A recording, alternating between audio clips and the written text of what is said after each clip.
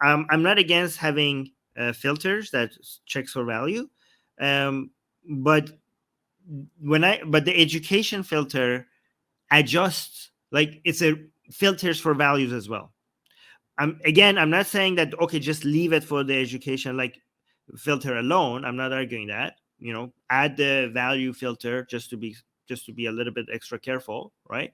But more educated people are on average more liberal and with more values aligned with that makes a country better. So it's not when you filter in for more educated people, or not just educated, also skilled workers, right?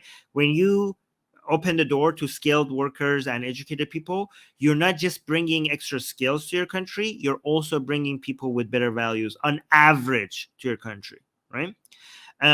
Also, I do think that a lot of ex-Muslims focus too much on terrorism as a threat. When you and I think that is the thing that grabs people's attention, and the news gets a lot of news coverage. But um, what right-leaning people or conservative people, when they are a threat more based on how much they are encouraging our rights being taken away. They found it like they're questioning democratic values, secular values, liberal values, and changing how people vote and how people think. They are more of a threat like that than terrorism. Terrorism is not that big of a deal. I know it's a big of a deal. It's a huge deal to the people that it happens, and it's tragic, and it changes people's life in that moment specifically, and maybe the economically also it's a devastating. But overall, there are greater threats when it comes to religious people and conservative people, way way way bigger than terrorism. I think terrorism is a more of a fear mongering tactic. Um, and I do think because the threats is mostly to our values and to democracy and liberalism and secularism, these values don't need immigrants to cross borders. These values are just spread over, I don't know, YouTube, social media, books, podcasts, and stuff. So I think the filter, like if we want to go into battle over fighting for these, like you could see American conservatives. We have young white people born in liberal households, white boys that are saying like, "Oh, I'm a Muslim now because Andrew Tate." Because is a Muslim now, like, oh, they're coming out and saying Islam is right about women, right? They were born in the United States. They never even met a Muslim in their life, some of them, or they were never friends with them, and now they're like, oh yeah, Allahu Akbar, Islam is right about women. So you don't need immigrants to cross borders for these crappy values to spread.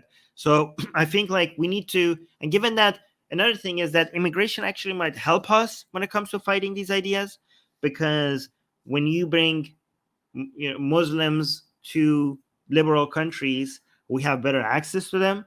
And when you change the minds of Muslims in Europe and North America, they also have a more of an impact back at people at home than we might have access to them, right? So, like, we might have less access to, I don't know, people in Saudi Arabia, but if Saudis come to Europe, then we have access to them. So, in this battle of ideas, that actually works in our favor. Yeah, I agree. I do agree, but I understand that terrorism itself is not the biggest concern. Obviously, I mean, more people die in car accidents. More people probably die in plane crashes than they die in terrorism. I actually, hang on, Yeah. don't quote me, but In don't car, quote me. Is it true? in, It could be More people true. die in car crashes than terrorism? Oh no, no, no, no! More Oh, people. Well, that's definitely oh, true. But more that's people definitely true. Yeah. die. Yeah, more people die in air crashes than in terrorism. That Depends on what you are talking. Okay, if you include Iraq and Afghanistan, then no, maybe not. no, But no. yeah, I'm talking about countries where's yeah, with stable countries, for example. I mean, they're not war zones. yeah, So probably you're yeah, right. I could yeah, check. yeah. I wouldn't be surprised if that's true. But the bigger fear here is, why do countries invest so much on anti-terrorism or counterterrorism? Because it has a lot of excuse me, indirect consequences as well. Because there could be one terrorist event, the loss of life may not be as much as there would be investors' confidence, intangible damages to the economy, etc., and the overall fear, the overall mood of the society. So that's why terrorism is taken more seriously. We can't just look at it in terms of body count. So when we talk about, for example, I was just trying to bring up this stat. I think United States obviously takes, in terms of real numbers, it takes more refugees than any other country. Okay, all right. So this is America. This is 2016. You can see in 2016, United States took 78,000 refugees, and then it just dropped. And you know why it happened? Obviously, Trump came. So This is refugees or immigrants? no, this is refugees. This is refugees Yeah. resettlement, right? Just refugees. Okay. Now, with refugees, obviously, they're coming on other grounds. They're coming on humanitarian grounds. So there's no skilled migration or anything. This is a fairly and then the number stayed low here 2020 2021 because of COVID, obviously, and it's going to pick up again. And the second biggest number is Canada, and then obviously I was actually surprised that Australia is in there as well, but Australia is like the third or fourth number. But in terms of per capita, I think it's pretty bad. Per capita So is who's the best? Who's the most per capita? I let think me it's show you. Canada. I think we're number one. Number one. We are number one. I don't I mean, think so. I actually, I just pulled this up, so I haven't been able to understand this. So, number of people in the country. Okay, can you see it? Okay. So, yes, number of compared to people in the the country's population per refugee settled, and ratio of refugees resettled per 100,000. Population per refugee resettled. ratio of refugees. No, yeah, that one. Oh no, we're not number one. Sweden is number one. Sweden, What nothing the like hell? Not Norway, Iceland, Canada. Yeah, Canada is number goddamn. 4, number 5. Yeah. I thought we were. Wow, look at these Scandinavian countries just letting everyone in. But in Okay. terms of no, but in terms of the actual number, where is it? By the way, Which this one? is number of refugees let in is a very very small compared to the number of immigrants in general let in.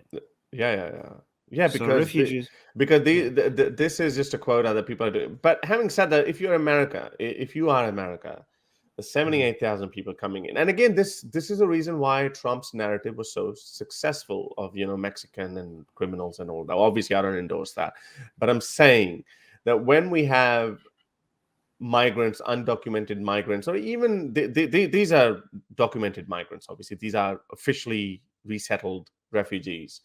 They go through this UNHCR process, etc.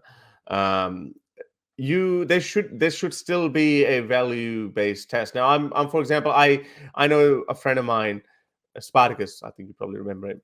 So he was telling me about going to Canada, and he was telling me about the interview process. They do ask them a lot of questions. They do full research on how legitimate your story is. They look at the evidence, etc. They do their homework, but there is no. But I guess he was because he was an atheist, so maybe I don't know. But there was no value based test done. So it could because we know a lot of these I think migrants. refugees A is lot of these different though. no, Skilled like worker visas and no, but I'm student saying visas and refugees. Like refugees, it's hard for you to do it. Like they're like, oh yeah, they're gonna kill me, and you have verified that this person needs a safe place, and you're like, okay, but your values are wrong. I think like when it comes to refugees, there's a little bit less no, but strict how when is it that comes to going to values. sell? But that is a moment of concern. Yeah, that's what Yeah, happened in but Europe as well. I you mean, can never be 100% safe though, you can right? never be, So of course, but you can do your best, right? And yes, when they come here, they're on permanent residence, so they're not going to become a Canadian or whatever citizen immediately. So for 5 years, you're going to remain permanent resident. And I reckon if you are messed up, you're probably going to mess up in those 5 years. So after 5 years, you get your citizenship. Well, because you and I, we both agree that we can't cancel citizenship. We just can't. And yeah, we've spoken about it if you want. Um, for so me, yeah, I for think even in that case, I think yeah, people need to do a value based test. I think it's very important. You it's can't be letting difficult. in.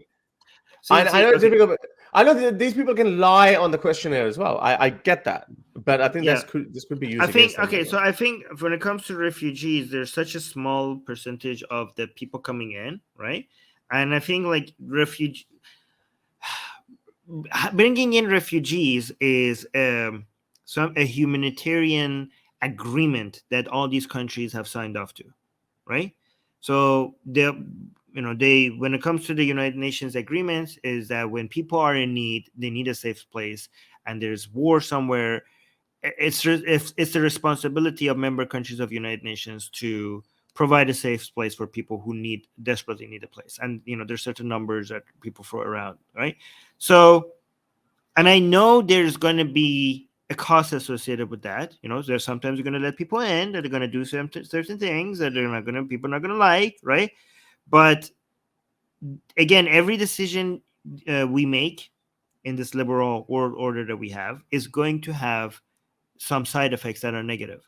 But we have decided, as a civilized international community, that the benefits are far outweigh the cost. Like the cost of not having this mutual responsibility to our fellow human beings um, is higher. Like we want to be a place where we try to figure out how to make these happen rather than like be sense. I'm not saying you're saying that, by the way. You're just saying we need to do a better job in vetting people. But I think these countries have been trying. Like I know Germany, Canada, they have been trying.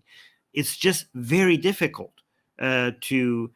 It's much again. That's why we have. It's much easier with immigrants, with skilled workers, right? Because the education and being skilled process that kind of not completely, but filters out a lot of bad apples already. So it's easier to do that when it comes to allowing in students and work as skilled workers.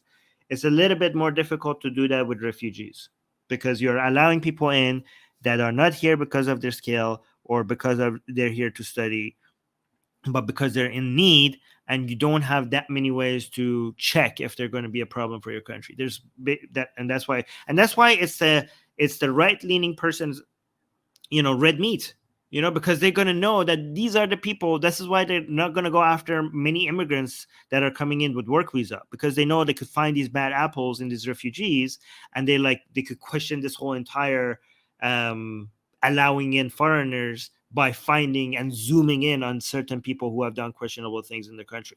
Even though if you look at the rates of how problematic the refugees are or immigrants are as a whole in the country, is pretty much at the same level as the people who live in those countries. Like, so for example, a lot of people in this country like, oh my god, these immigrants are bringing crime, they're bringing crime.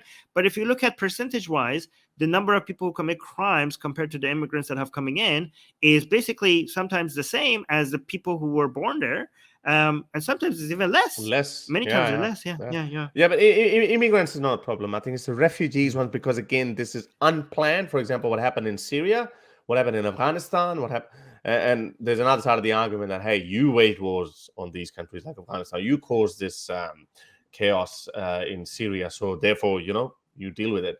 But that's obviously not a workable solution. I still reckon. Let's wrap this up. But I still reckon that country still has its first and foremost responsibility is the welfare of its own social fabric. And if you are bringing in a lot of migrants, if you add a vetting process, even though it's on humanitarian grounds, because there's always someone who needs help.